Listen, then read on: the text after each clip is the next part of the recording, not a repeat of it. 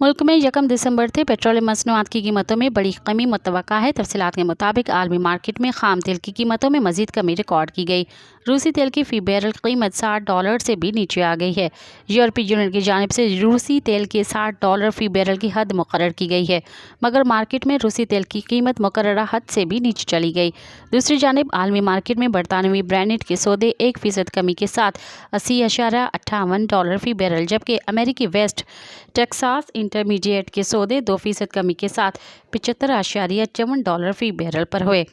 आलमी मार्केट में खाम तेल की कीमतों में कमी के पेश नज़र मुल्क में भी पेट्रोलियम मसनूआत की कीमतों में बड़ी कमी का इम्कान ज़ाहिर किया जा रहा है। मज़ीद ख़बरनि ऐं तफ़सीलात लाइ विज़िट कयो असांजी वेबसाइट www.awamiNewsHD.com ऐं ॾिसंदा रहो अवामी न्यूज़ HD।